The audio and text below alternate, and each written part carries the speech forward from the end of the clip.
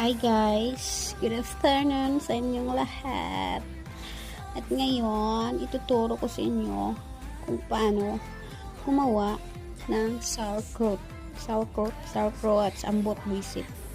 Basta, ipakita ko sa inyo. First, you need to cut the garbage.